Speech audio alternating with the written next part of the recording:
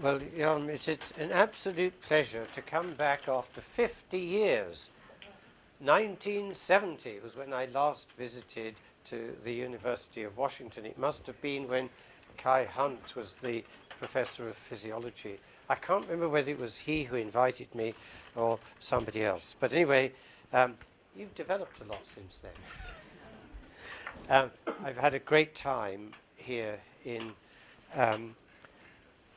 St. Louis, and I wanted to see whether I could merge together two of my main interests into one lecture, which is why I've called this From Pacing the Heart to the Pace of Evolution, because it's going to be in two parts. The historical part will take you through the very earliest days of computing electrical changes in the heart. And that goes back 60 years to 1960, when I was doing my thesis at University College London. But then I want to show you how that led to a very interesting conclusion that relates to how you understand the relationship between genomics and function. And some of those conclusions are very upsetting, as you will see. If there are any traditional evolutionary biologists here, please raise questions, but wait till the end of the lecture. So there will be, as I'm warning here, a substantial gear shift between the historical and the modern. But I think the gear shift will be fairly painless. I first presented my work at an international congress. I was parachuted, I think that's the only word for it, as a young Ph.D. student into the World Congress of IUPS in 1962 in Holland. And the person responsible for parachuting me in was this gentleman, my thesis supervisor, Otto Hutter. And as you can see, he was involved in several parts of that particular symposium. I will also briefly refer to Sylvia Vitamin, who was one of the great pioneers of the experimental electrophysiology of the heart, to Edward Carmelite, also a pioneer of the experimental work, and Edward Corabeth. And here is Edward Corabeth. Edward Corabeth was the first to poke microelectrodes into heart cells and record their resting potentials and action potentials. And that was done when he was working with Hodgkin and Huxley, of course, who were working on nerve, in Cambridge, where he collaborated with Sylvia Vitamin. Sorry, that is actually Carmelite, but here's Sylvia Vitamin. He was also responsible for the very earliest recordings of the cardiac action potential and pacemaker depolarization. We'll come on to that in a moment. But now, Edward Carmelite was working experimentally in almost exactly the same area that I was working on with Otto Hutter, which was to identify the potassium channels that might be responsible for the very long duration of the cardiac action potential, and conceivably also for the pacemaker activity. And this is his thesis, actually signed by my supervisor, Otto Hutter, so I stole his copy. And he was working on both chloride permeability and potassium permeability. Now, moving on from Sylvia Vitamin, as I said, was one of also the pioneers of the experimental work on which all of this is based. Here is Sylvia's setup and what he did in 1951 to record both the overshoot of the action potential and, you'll notice, the pacemaker depolarization between each of the action potentials. So this was one of the very first recordings of a pacemaker depolarization. He showed also that the action potential overshoot behaves as a sodium electrode, so clear evidence, just as Hodgkin and Katz had produced in nerve, that the upstroke of the action potential must be a sodium current, the resting potential was not sensitive to sodium. So far, so good. He also used a very clever technique for getting at one of the necessary curves for the mathematical modeling of the sodium channel, which was his inactivation curve. As you depolarize, you first get activation, and then you get inactivation. That's how the sodium channel works. And he was using clever oscilloscope traces. Here's the upstroke of the action potential. He was using the rate of the rise of the upstroke to measure the density of the sodium channel, and then look at that as a function of membrane potential to obtain the inactivation curve for the sodium current. The important point to notice here is this was done in 1951, before it was possible to do voltage clamping in cardiac cells. So that was the pioneering experimental work, and here is the work that was done as the experimental work for the potassium channels. The work by Carmelite was actually measuring the resistance of the membrane as a function of voltage, showing the resistance goes up first as you depolarize and then down.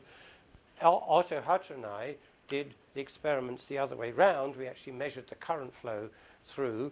Here's the inward rectifier, the channel sometimes called IK1, and here's the delayed rectifier. So we already knew that there were at least two potassium channels. And then the question was how to compute. There were two possible computers. One was the Brunswick-Godest calculator. Now, you may be amused by all of this, but that was actually what Andrew Huxley used to compute the nerve impulse. It took him 6 months with the desk calculator. You would dial your numbers, and he wanted division in order of multiplication. You turn this crank handle. I once played table tennis with Andrew Huxley. He beat me easily. Now, but I did a calculation. You see, it took him 6 months to do about 2 milliseconds of the nerve action potential. I calculated it would take me 26 months to do just one computation of a cardiac action potential, because, of course, it's several hundred milliseconds long. So I was the first biologist to go to the guardians of a machine, the Ferranti Mercury valve computer.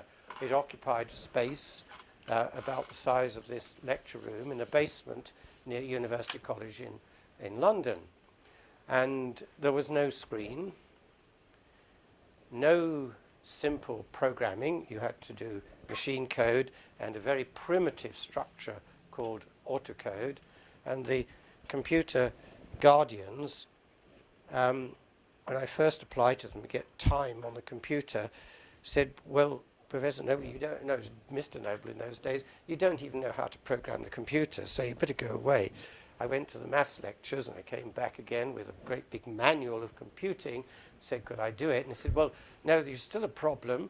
You see, you say you want to reproduce the rhythm of the heart, but you haven't even got an oscillator in your equations. Now, I didn't know how to answer them in those days. I should have answered them by saying, an integrative physiologist knows exactly how that happens. It is that it emerges from the interaction between the various ion channels and the ion concentrations, but I wasn't clever enough to think of that in those days. So I just simply sketched it out on the back of an envelope saying, you know, I think this will activate that, this will activate this, and this will, and it'll emerge. Well, okay. They eventually gave me time. It was from 2 o'clock to 4 o'clock. You needed about 2 hours, because that's roughly speaking what it took to do the full action potential and pacemaker depolarization on the Ferranti Mercury commuter. The only problem with that was AM, 2 o'clock to 4 o'clock. 4 o'clock I would go back to my room and make a cup of coffee.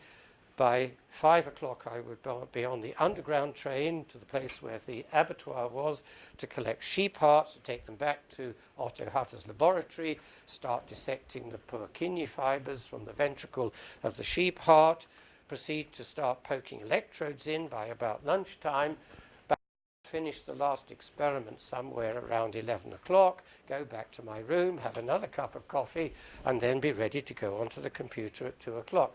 Now, the great advantage of that is I can fly east or west, and I don't have jet lag. I always claim that that must have destroyed my circadian rhythm. Anyway, they gave me the time, and it worked with 2 potassium channels, a sodium channel, based, of course, on the Vitamin data, an anion channel. Otto Hutter and I and Edward Carmelite also had experimental evidence for the anion channel, and a leak channel, and we got a very nice result. This was published in Nature in 1961, which is what got me the invitation to give a paper at the International Congress in 1962. Now, it looks very nice.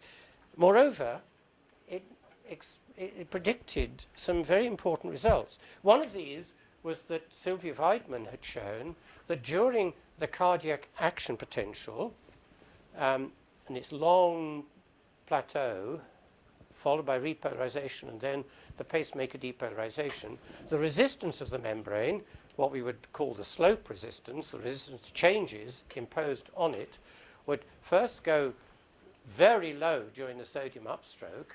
This is a back flap of the, in those days the oscilloscopes would go this way and then that way, and you'd come back very quickly, and then you would record like that.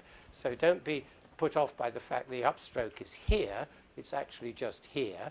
And the resistance will be very low here with high conductance to sodium, will become very large indeed during the plateau, fall again, and then rise slowly during the pacemaker depolarization. That's exactly what I got from the model. Prediction number 1, brilliant, no problem. Prediction number 2 was another phenomenon that Sylvia Vitamin recorded, which was that if you applied repolarizing currents during the action potential, these are experimental traces, you got an all-or-nothing phenomenon. There was a threshold for repolarization as well as a threshold for depolarization. And there's the simulation of that kind of result with the computer model. There are some differences, but they're entirely due to the fact that this is done in a long fibre, so it has cable properties, current flowing non-uniformly in the cable. These are simulations, of course, assuming a uniform membrane. There's another one of Sylvia Vitamin's experiments on all-or-nothing repolarization. So, prediction number 2, brilliant, except the model is wrong. So, what was wrong? Well, in those days, we didn't know until Harold Reuter came along about 1967 to show it, that there was a calcium channel as well. Second, and this is very important in my lecture, as I move on to the pace of evolution, you'll see the significance of this. That rhythm mechanism, even though it vindicated what I told the computer scientists, which is that the rhythm would emerge from an interaction between the various proteins and the concentrations of ions inside the cell, nevertheless it was extremely fragile.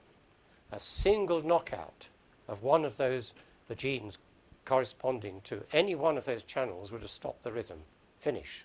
Very fragile indeed.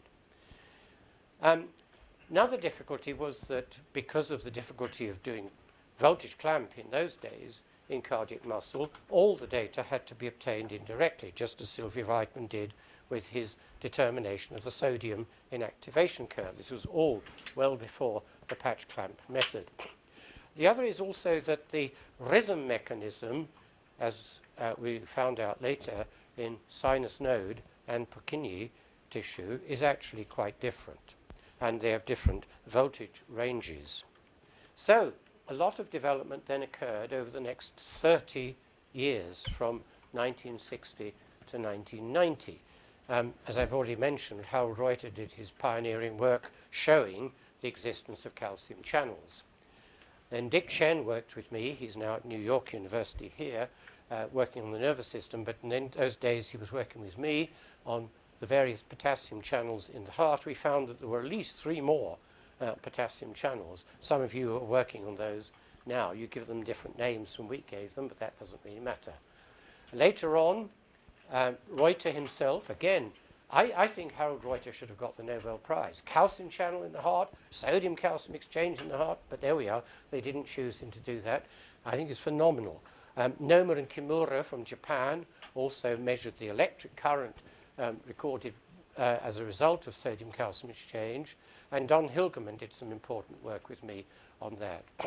Later on also, in my laboratory, Dario DiFrancesco, my wife Susan, and Hilary Brown discovered the pacemaker channel, as it's sometimes called, the HCN-coded channel we call in electrophysiological terms IF, and that led to two new models, the DiFrancesco Noble model of Purkinje tissue to replace the original one that I developed in 1960, and the Hilgerman Noble model of atrial tissue. And of course, as all of you know very well, the Yoram Rudy models came on soon after for ventricular tissue. I'm not going to tell you about that because Yoram is here. I'm not going to lecture in front of him on what he has achieved, which is phenomenal. But I will therefore move straight on to the DiFrancesco Noble model. Here it is. Many, many more components than was in the 1960 equations. The first, of course, is the pacemaker depolarizing current. That is the IF channel, which is a mixed sodium-potassium channel. The sodium, sorry, let me get the right pointer. Yes, the sodium-calcium exchange current, which is very substantial, very important, therefore, and also the calcium channel, of course, itself that Harold Reuter had discovered. Now, the question that arises, and this is what I want to focus on in this lecture, is why was all of that additional complexity necessary? Was there an evolutionary advantage to complexity? Some people didn't think that. There was a big review written shortly after my work was published in the 60s by Johnson and Lieberman saying, you know, even my model was too complicated, even though, as I'd shown myself, it's extremely fragile, particularly from the point of view of pacemaker activity. At the Paris Congress, I think it was, in about the middle of the 1970s, there was a huge argument over, did we really need such complexity? Or was a lot of this the artifacts of recording with voltage clamp in cardiac tissue, which perhaps was very difficult? Actually, the answer is much, much more interesting.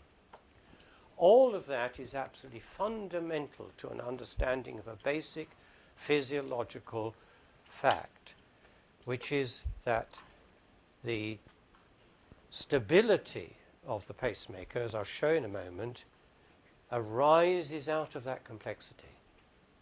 The complexity allows it to be the case that if one component is knocked out, another takes over the function. We'll come on to that in just a moment.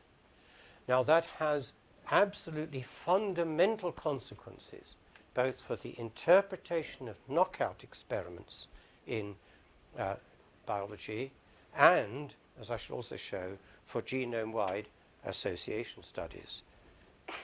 So, let's go on to this model, which was developed out of the DiFrancesco Noble model just to reproduce sinus node type activity. I'm just showing two of the major channels, the IF current, which is the hyperpolarizing activated HCN-coded current, and a background sodium leak current. This one is initially contributing most of the functionality to the rhythm. As you knock it out, almost no change in rhythm occurs. It's only about 10% in frequency. And the reason is also very obvious from the model. This current, the IF channel, is kicking in and totally replaces the one knocked out. The knockout experiment would not tell you that if all you did was to knock out that component and look at the functionality. It's very obvious from that. Moreover, the physiological model will tell you what the mechanism is. If you draw a line under that voltage trace, there is, as you can see, a small hyperpolarization as this component is knocked out. That's not surprising. You're knocking out an inward current, so you get a hyperpolarization. That itself is sufficient to activate the other component. That's one way. It's only one way, but there are many others in which biological systems are, as it were, developed by the evolutionary process to be functionally robust. There's the first point and the major conclusion that we draw from that. But then I ask the question, see, wait a minute, we determine as biologists the function of a gene by knocking it out. But if this is correct, we won't get the right answer. How general is that? Because if it's general, it's very serious indeed. This study was done by Hillenmeyer and his colleagues in 2008, so just about 12 years ago. It was a systematic study by a whole range of people in that team of the 6,000 genes in yeast, tiny microorganism. They just knocked one out at a time and went through as many of those that they could develop as knockouts. What did they find? They found that 80% of the knockouts are completely silent. The metabolism and the reproduction rate of the yeast did not change. But we know also that most of the proteins coded by those genes are functional. You can demonstrate that if you stress the organism by removing metabolites that it needs and so on. So it's again a robust system. But it means the majority of the knockouts wouldn't have told you the correct functionality. So my conclusion at this stage is simply that knockouts don't reveal functional regulation. From that alone, you can't get enough information. Physiology, of course, is necessarily concerned with regulation, and genotype-phenotype relations are central to the interpretation of function. Now, the genome-wide association studies people also believe that. But the trouble is they've got two difficulties with the problem they have, which is, first of all, they will often encounter exactly what I've shown, which is a knockout won't tell you, or that the absence in the genome of a particular component won't necessarily tell you always whether that component is functional. That's the first point. Second, the association between any given sequence or gene, whether it's a coding for a protein or whether it's non-coding elements that are coding for functional RNAs, those won't necessarily give you a very big change in function. Remember, the knockout experiment I was doing on the sinus node gave very little change in function, even with a complete knockout of the channel which was initially contributing most of the function. What do we find? In the genome-wide association studies, very small correlations, except for a number of outlier genes which are responsible, of course, for the well-known genetic diseases, cystic fibrosis, and so on. So we arrive at a very interesting negative result. The fact that you see in most of the genome-wide association studies fairly poor correlations or association scores between a particular gene and functionality is easy to understand. We as physiologists understand that. So, recently I was very interested to do two things. First was to give a lecture at a genomics congress in Ulsan in Korea recently, where they're sequencing 10,000 Koreans. 10,000 because that was hoped to give significantly better association levels, association scores. It won't actually. If what I've said so far is right, all that will do is to confirm yet again that the correlations are really quite weak. Now, this paper, which was published just 2 years ago, I think is therefore very important. Many genome-wide association, people have already come to the conclusion of what they call the polygenic hypothesis, which is that a large number of genes are related to each function.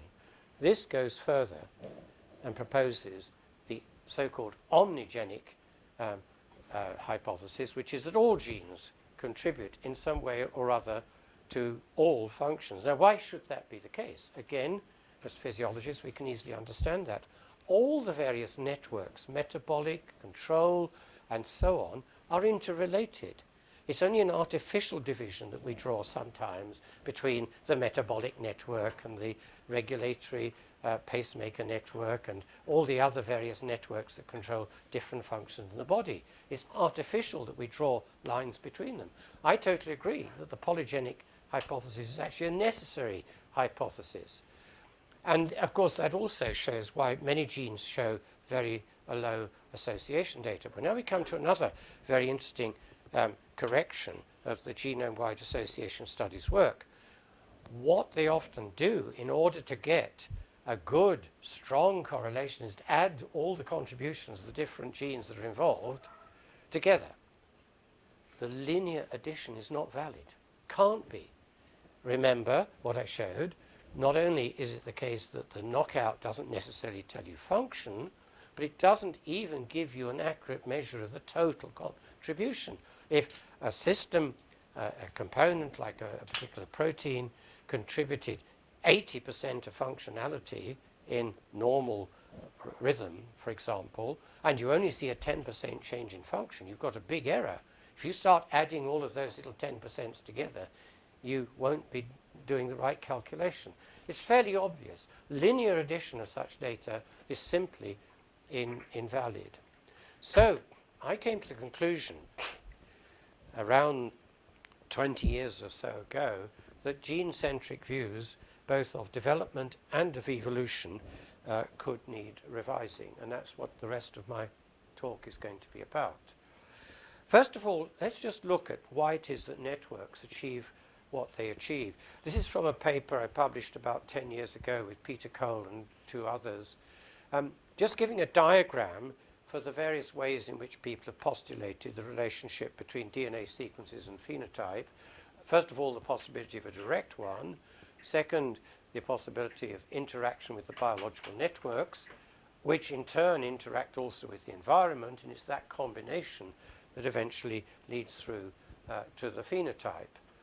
Now, I think we have to cross that direct link out. There is no direct link between a gene and a particular function. They're always going through the networks. Now, we knock one out, the networks might buffer it, in which case you've got no phenotype change at all. You might need then to do a second knockout or even a triple knockout in order to get through to function. Now, a little calculation at this stage is worth mentioning. You can calculate with around 20-odd thousand genes, if you just take genes alone, that is the protein coding sections of the genome, but you've also got, of course, all the non-coding or so-called non-coding that code for RNAs that might regulate the genome. But let's forget that for a moment. Even with just double knockouts, you'd need about 3 million strains of mice to do all the double knockouts. You can see why this is going to get rapidly very complicated. If you go to triple, it gets even worse. There is a combinatorial explosion problem here that is very important. Now, what does all of this lead to? And this is where my lecture becomes quite controversial. You see, what you find when you take what I've said so far seriously is that there is a cascade of questions about the fundamentals of biology as it was developed in the 20th century and as we were all taught it at school. Because 2 of the central ideas of standard evolutionary biology need to be dropped. The first is the Weissman barrier, which is the isolation of the genome. I'll explain why that has to be dropped a little bit later. And the second is the central dogma of molecular biology, which, just as the Weissman barrier supposes isolation of the germline, that is, anything that happens to the organism during its lifetime does not get passed on to the germline.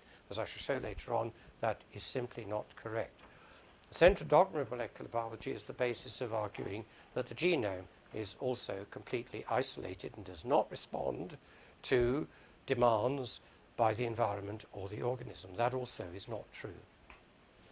Now, I want to clarify here, I'm not saying that Crick's formulation of the central dogma, as it was formulated in 1970, it was actually a revised formulation of his original statement. I'm not saying that that is incorrect. I'm saying that it's been wrongly interpreted. What the Crick formulation of the central dogma really means is simply this, that a sequence of DNA can map to and be used as a template to produce a protein sequence of amino acids, but a sequence of amino acids cannot be used to produce, by any mechanism that we know in chemistry, to produce a strip of DNA. That is correct. Not challenging that statement. But it's been part of what has been interpreted to justify the idea that the genome is isolated. Now, it isn't, because the networks of proteins and lipids and metabolites and other components that we all try to model in physiological modeling have a very important function to play. When there's a challenge from the environment, they change the genome. We'll come on to that in a moment. But they don't do it as a single mapping of an amino acid sequence to a DNA sequence. We'll see how they do it in just a moment.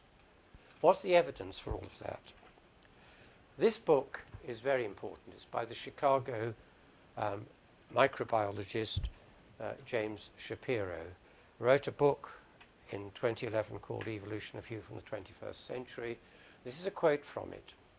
He noticed that if you study carefully the report published in Nature by the Human Genome Project in 2001, revealing the first draft sequence of the complete human genome, which was a phenomenal achievement. Nothing I'm saying denies the achievement of the Human Genome Project. It was fabulous in getting to its goal to sequence the whole human genome. But they did something else too. They compared those sequences with what you find in many other species that had already been sequenced. And it got to a very interesting result. As Jim Shapiro says here, using transcription factors and chromatin binding proteins as examples, the figures in that paper in Nature in 2001 show that these classes of protein did not evolve by one amino acid at a time. That's what a simple random variation of the genome would predict. That's the standard theory. Random variation in small steps, then through natural selection comes to evolve the species that we now see. That is not what happened. Instead, they were the domains of those proteins were shuffled around in the genome. The evidence is very clear. Here it is.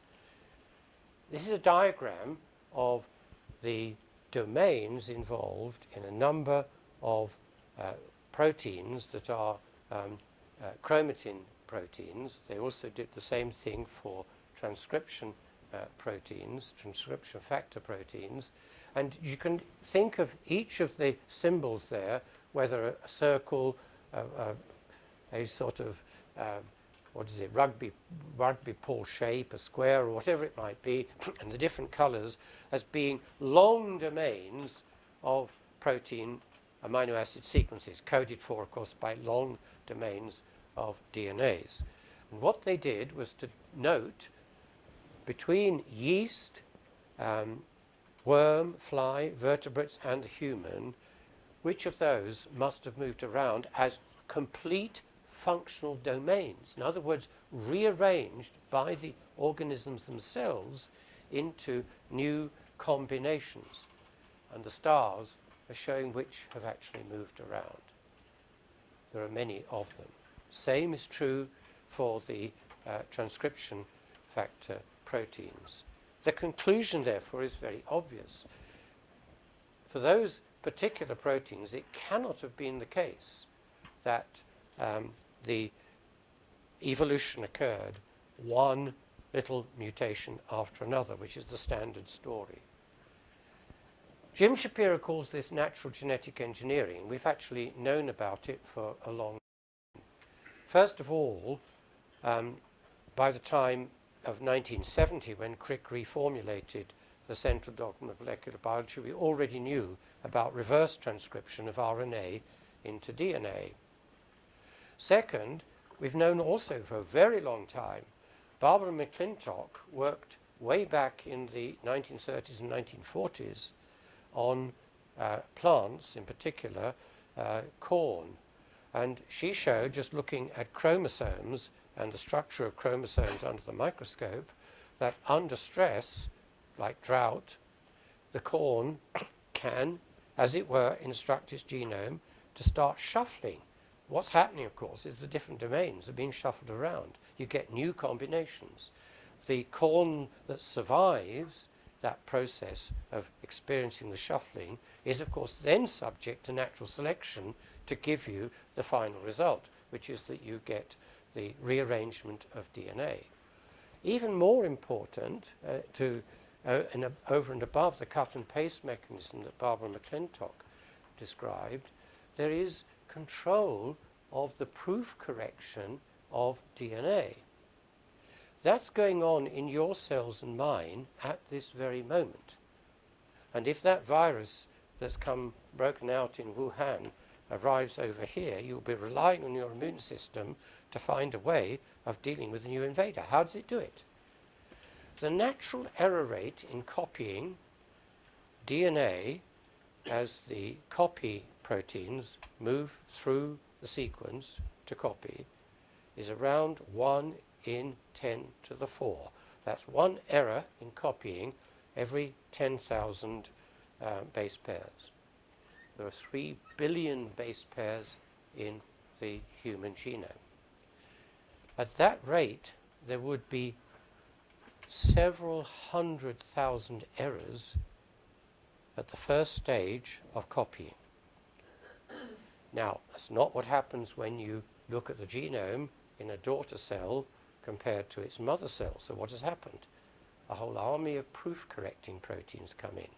What they do is to use the double helix structure, of course, to correct according to whether or not the one thread corresponds to the other. If an error is detected, it corrects the error.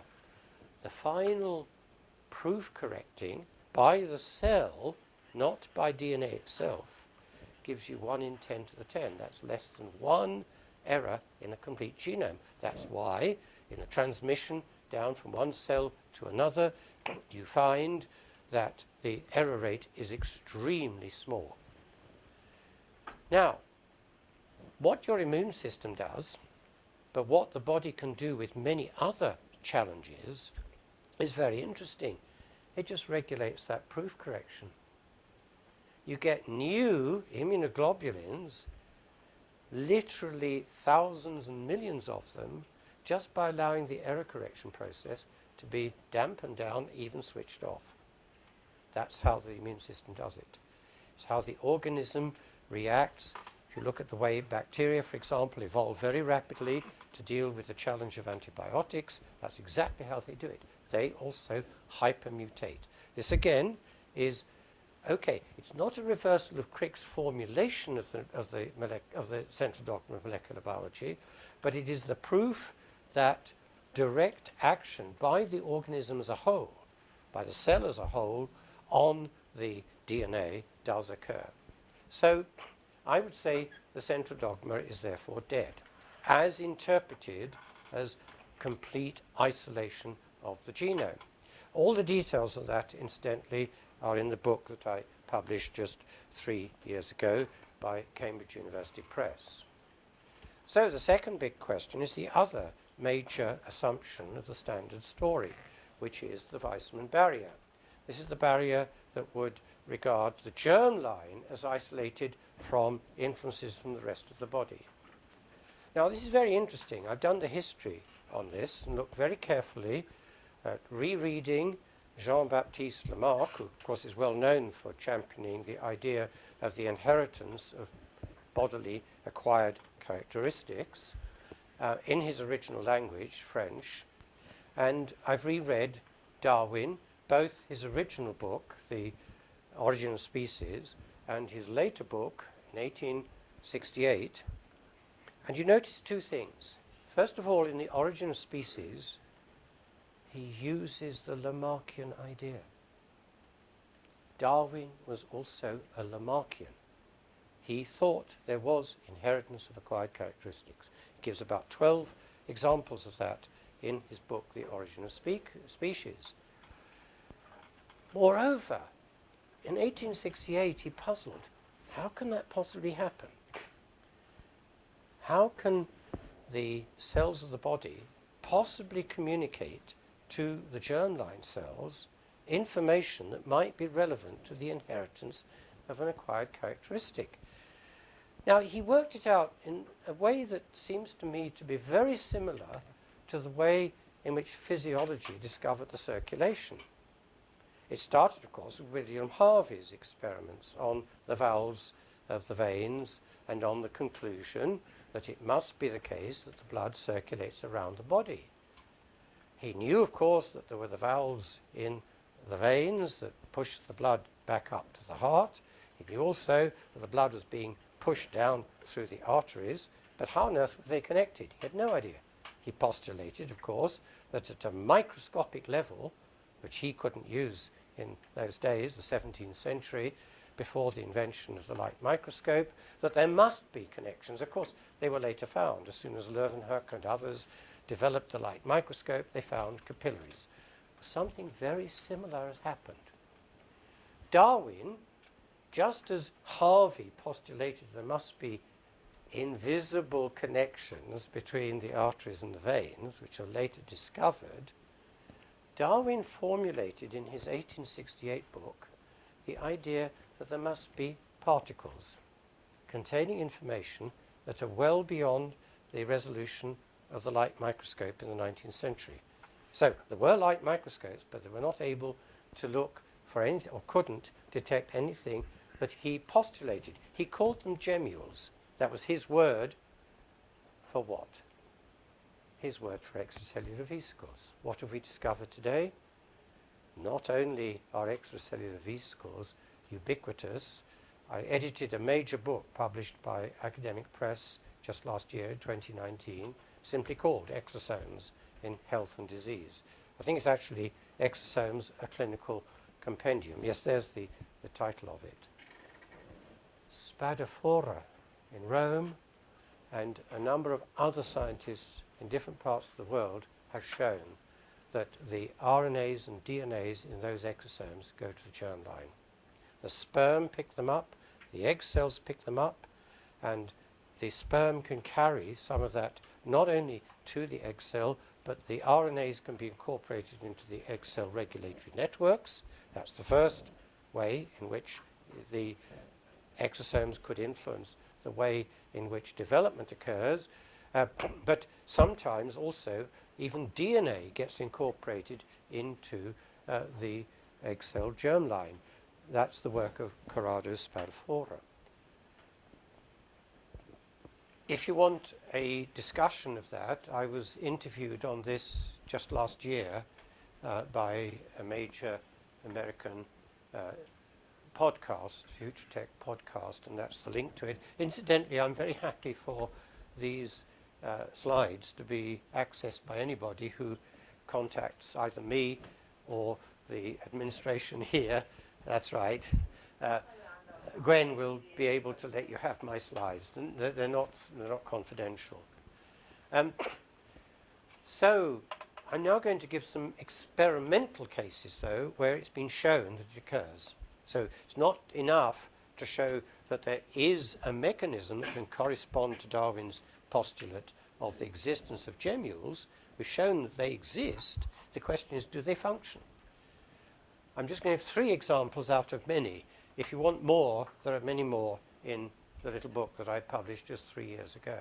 This is from the work of Harvey and his colleagues, showing that the worm C. elegans, a viral infection of that worm can trigger an RNA-dependent silencing response. It essentially switches off the effect of the virus, and that is transmitted transgenerationally, and the transmittance is not Mendelian, it is not genetic.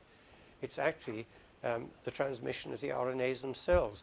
They go down through the generations, and Harvey did a very interesting experiment. He crossed the cloned worms in which that response occurs because there is the DNA to produce the RNA that does the silencing. He crossed those with wild-type worms, which of course, some of which would have the DNA, some would not.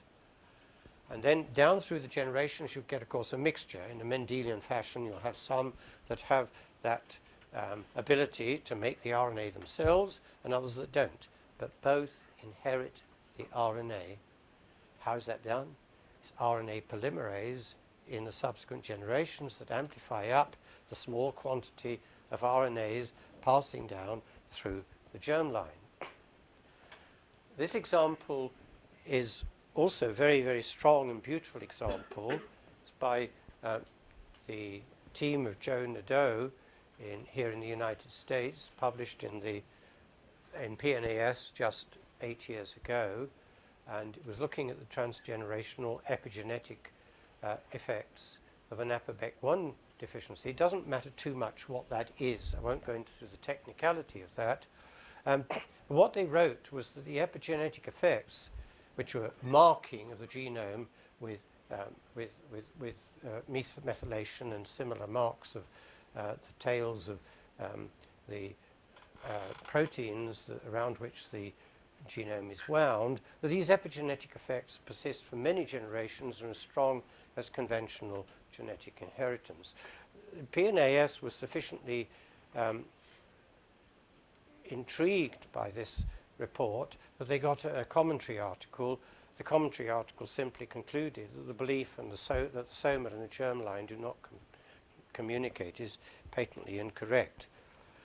I would guess, and it is a guess at the moment, that communication is via the exosomes, but they didn't themselves check that particular idea. The third example I give it because I think it is absolutely iconic. The way in which Darwin, of course, came to his conclusions about the evolutionary process and the process of natural selection, although we've also seen that he thought there was also inheritance acquired characteristics, was his work on the Galapagos Islands during his travel with the Beagle between 1831 and 1836. That's been revisited because what Darwin found was that all the finches on the different islands have different beak structure, consume different kinds of food, and they'd all, as it were, radiated out in the different islands in different ways according to what the food was that was available. So there is, as you'd expect, a genetic component to that. And that's shown, I think, by the genetic ones are shown by the open squares there as you go along in phylogenetic distance from the standard one, which is the Geosposa fortis. But what Michael Skinner and his colleagues did was to look at the correlation with the epigenetic changes too. And what they found is that it's not a lot of data because there's only 4 species here, but if there is any correlation with one or other of those, it's better with the epigenetic changes than with the genetic changes. This one, for example, hardly changes at all, but the epigenetic changes change a lot. I was so intrigued by this that I phoned Michael Skinner and asked him, do you know which came first? Was it the epigenetic change, which is one of the theories of how epigenetics can be used in the evolutionary process, or the genetic one? He said, well, we can't tell, because there's no way in which we can go back over that. Here's Colin. Sorry, how do they infer the phylogenetic distance other than by the genetics? Oh, I see. Now, that's a very good question. It's simply by what is classically, by the evolutionary biologists, regarded as the radiation of this set of finches. And that was before, that was set up before the genomes were sequenced. But you're an interesting question, Colin, because otherwise this is nonsense. The phylogenetic distance would be necessarily the one that is defined by the genome. In other words, it was phenotype. Exactly so. You're quite right. But that's a very important clarification. Thank you very much for that. Now, I thought it was very important, particularly for the future of physiological work relating to genes and gene phenotype correlation, to try to clarify this. So I wrote a little article just 2 years ago in the IUPS-APS joint journal called Physiology on whether we should be talking about a central dogma or a central debate about the central dogma, and that was the title of the article. If you want the full details of what I've said in this lecture, you'll find most of it in just the 3 pages of that article. That's a very condensed summary of what the problem is. The full detail, of course, is in, as I said, chapter 8 of the book that I published recently by Cambridge University Press. Now, I want to finish the lecture, give a little bit of time for questions, by returning back to pacing, the heart, which is where all of this began. Because I was very intrigued recently by the fact that Pearman and his colleagues found that although athletes have lower heart rates than non-athletes, which is once attributed to greater vagal tone, they've managed to trace those changes actually to the expression of the HCN gene, and that is controlled by the relevant microRNAs in the title there. So in a curious way, we've gone full circle, because we started with the origin of the pacing, natural pacing of the heart, to show that it was extremely robust and that you could not conclude from knockout experiments what the functionality of any particular protein or gene was.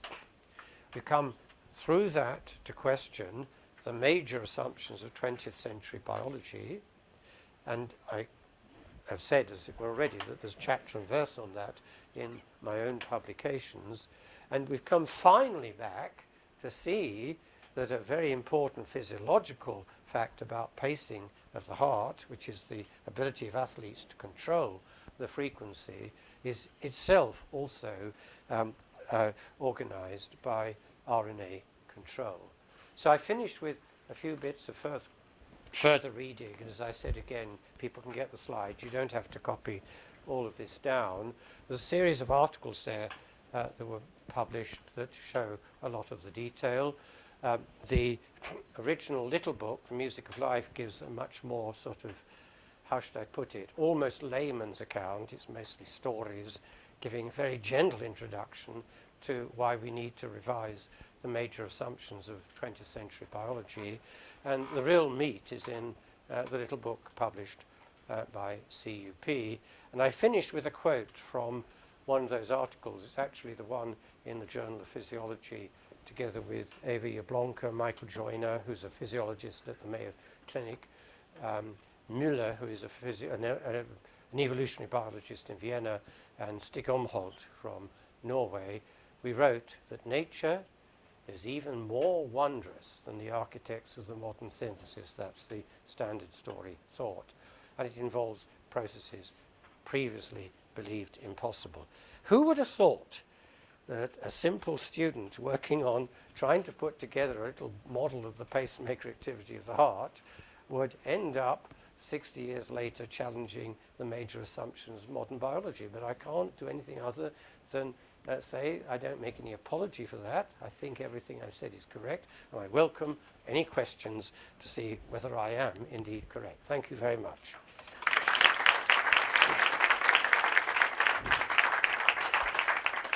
For all faculty, I also have a copy of the Joyce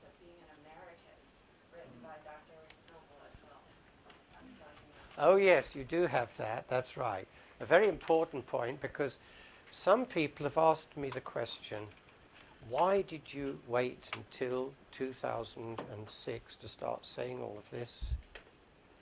I had 40 years in which, like you and your teams, I depended on grants from Medical Research Council, Wellcome Trust, you name the various grant bodies.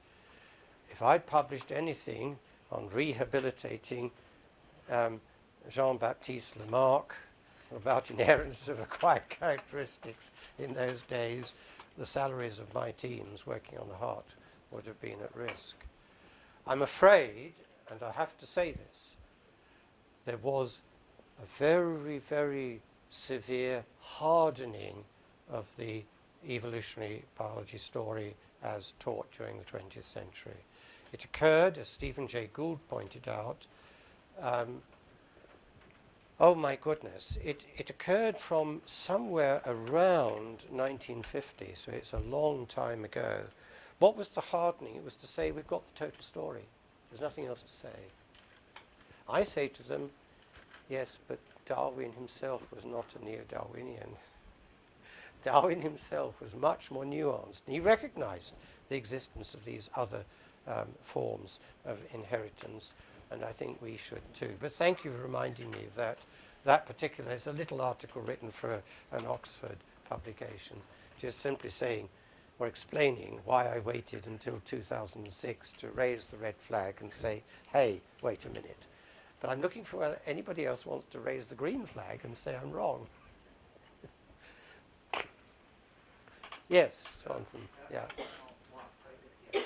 I just thought, I had an idea that went along with what you were saying, where Shimon Rome has written some papers. He's the dean at the Technion.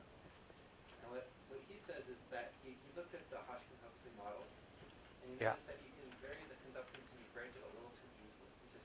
Yeah, you can, yes. It is far too fragile. Even the nerve, far too fragile. Yeah. Absolutely right. So the actual Yes. nerves are quite resistant. Yes. What he says is that the kinetic properties are much more sensitive. So you can't really mess with sodium channel kinetics. No, no. Or potassium channel kinetics. Indeed, yeah. But sodium channel kinetics especially. Yeah.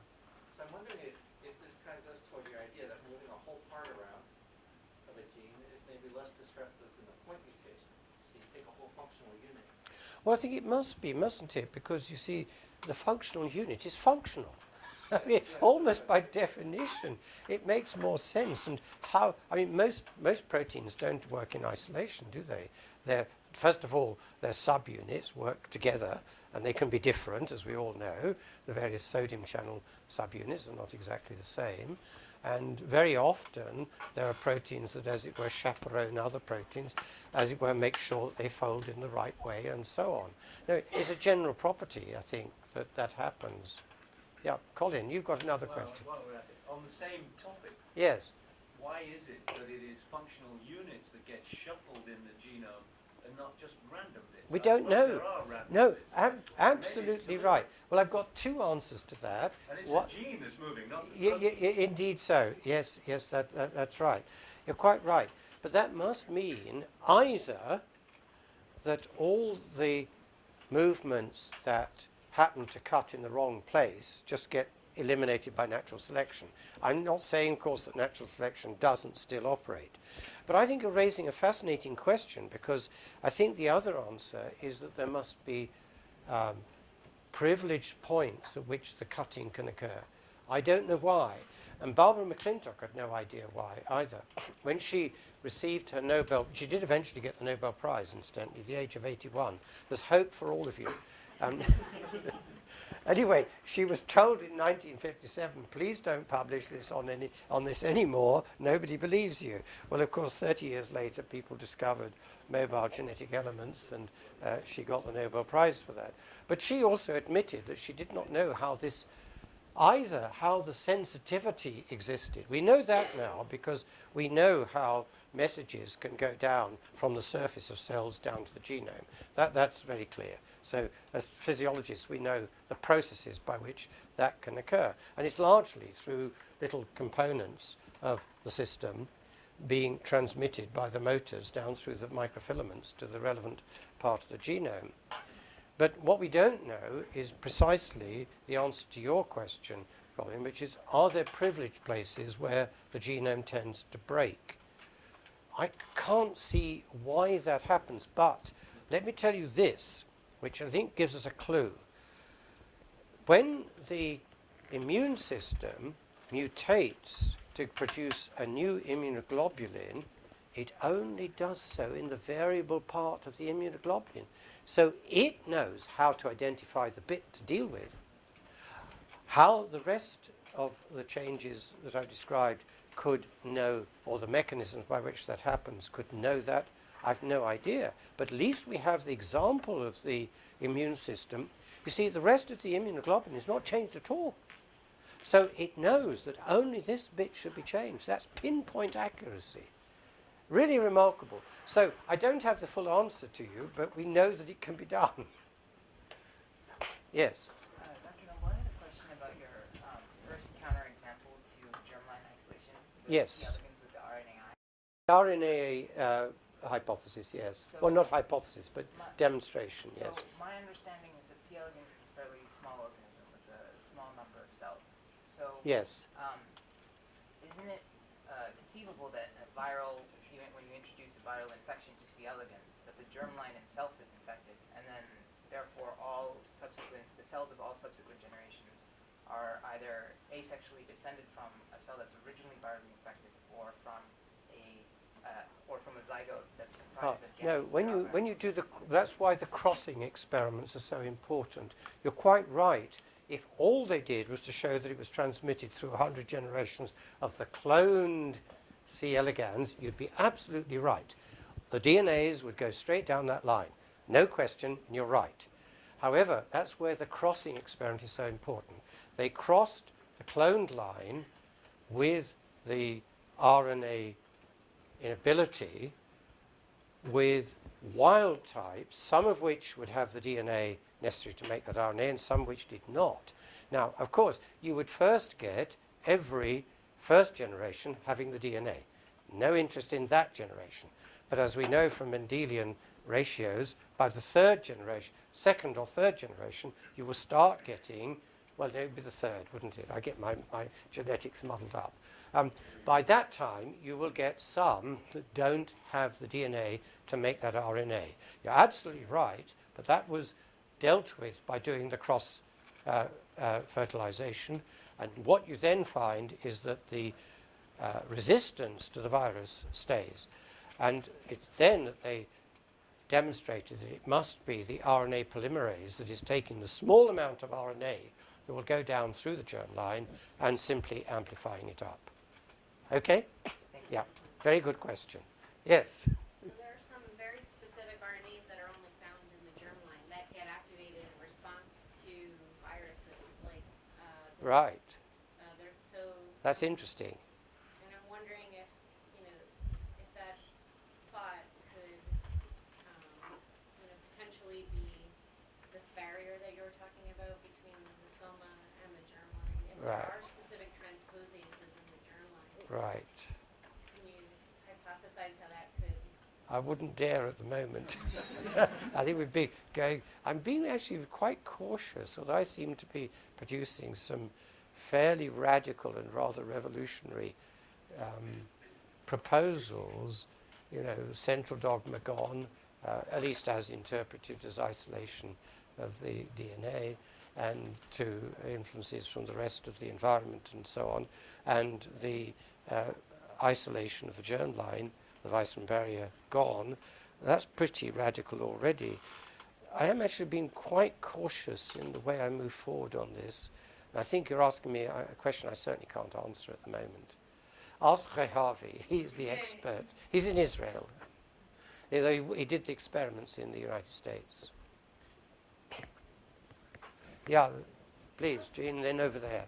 How does the model account for the exceptions? I mean, there are cases where a single gene is eliminated. Yes. Had devastating effects. Absolutely so. Fibrosis is Yes. one. Well, that's the 20% that Hillenmeyer and his colleagues found have a direct effect. What's the thinking about why that would be? I mean, if the genome is Okay. so robust. Yes. that you- Yes. I can give you the standard evolutionary biology explanation of that, it is that evolution isn't perfect. Okay. Well, they say it, not me. Yes, okay. Sort of in a similar vein, correct me if I'm something mistaken, but it seems like you sort of suggested that it's possible that large sections, functional domains of proteins Yes. are shuffled around because it's simply safer. Yes. You're less likely to have a lethal mutation in a protein Yes. when you shuffle around functional domains rather Yes. than point mutation. Right. But if we consider the omnigenic hypothesis as true, wouldn't that mean that in most proteins, in most cases, a point mutation would end up being silent, and so you wouldn't have that sort of natural... Actually, that's one of the standard objections to the standard story, that it's too slow. Absolutely right. I mean, it is a major objection that people have had for many, many years. How can evolution be so fast if you just accumulate point mutations?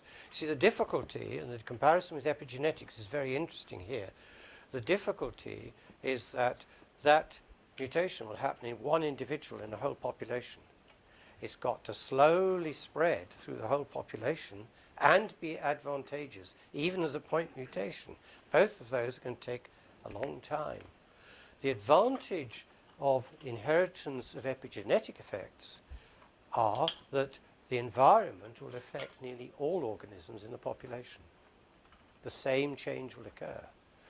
And there is a theory now that argues that that is the safest way for evolution to occur, because if, for example, you ensure transmission even for, say, 3, 4, or 5, or 6 generations, and many of the objectors to what I'm saying will say, but many of these epigenetic effects die out after a few generations, I would reply that may be an advantage. Because if the environment changes back, you've got drought for a couple of years, but then the rain comes back again, then you can abandon the epigenetic change. You can't easily abandon the DNA change. So it would make sense, and this comes back to Michael Skinner's experiments on the Galapagos finches, it would make sense for evolution to, as it were, experiment with the environment. You know, is this going to stay for a long time? In which case, fine, it can become assimilated into the DNA. Incidentally, that idea that the epigenetic changes could be assimilated into DNA actually occurred way back in 1957 by Conrad Waddington in his famous book, The Strategy of the Genes. So we know how that might happen. But if the environment just is temporary as a major change, then it's possible to abandon the epigenetic change and just forget about it. So there are very good ideas on this that suggest that the possible transience of epigenetic inheritance can be a great advantage. And the other one is that it's rapid, because you don't have to wait for it to spread through the whole population. Okay, any other? One more? Okay. So, Yes. I have a question about this very provocative idea that the knockout, because it's buffered by the biological network, Yes. can tell you the whole story. Yeah, So right. that's just, to me, kind of a very sad outlook on science, right? So for all these polygenic disease. Oh, absolutely. Are we I sure? absolutely agree. Now, I am also absolutely. I like that question because I'm trying to do something about it. At the conference on genomics in Ulsan in Korea, I obviously so shocked because they also are fed up. You see, you get these tiny correlations, except for the outlier diseases where the correlations are strong. Of course, if you've got cystic fibrosis, no question about it, you'll get the disease. But they felt so depressed about it that I felt sorry for them. So I said, look, I tell you what you can do. You study association. Physiologists and their modeling associated with their experiments study causation. Link the two together. A journal is coming out next month which aims to do just that. That is, to make sure that the physiological models, to the extent they can be, are well validated. That's the first thing. I tell you, 95% of models published in papers don't work. His does, mine do, usually. This is not a joke, actually. I had to work recently for a project that I was working on a very lovely model of smooth muscle published a number of years ago by John Clark and Jin Yang, a scientific colleague from China of his, and it doesn't work. And we fixed it. So we had to interact with the original authors to do that. The same has happened with a beautiful model of skeletal muscle, which we wanted to use, where developed by Paul Shorten in New Zealand about 15 years ago, it didn't have some of the physiological parameters that we needed to investigate. So we added those with his help to get the new model back into place. So it's a very important development, but it's not only the case that it will make sure, the journal will make sure that the models are fully validated, but there will be a kind of epi program, a kind of protocol program that will enable anybody anywhere in the world just press a button and run that figure and get it. And then just change whatever parameter they want, see what happens. So the aim is to make the physiological causative modeling available as widely as possible, but also make it easy to use, and then to see, as I've just written for an editorial in Epigenomics, there's another advertisement, to explain how they could use that kind of bridge to first explain why they get so many low correlations. That's easy to see just from what I've said in the lecture. But also, more ambitiously, could their data actually go directly into models? What I've done is to challenge them with the question, does your information on control RNAs, which they also get, of course, give you enough to be able to say whether this protein would be strongly expressed or little expressed, and so on and so forth? Could that data eventually go into physiological causative modeling? I don't know, but the challenge is there, and we put the bridge out to them. So the poor things can have a little bit of hope that perhaps at the end of the tunnel they will justify the hundreds of billions and hundreds of millions anyway that they've spent on doing their genome-wide association studies. Any other? We only take provocative questions. I don't see anybody. Okay, thank you, Denis. Thank you.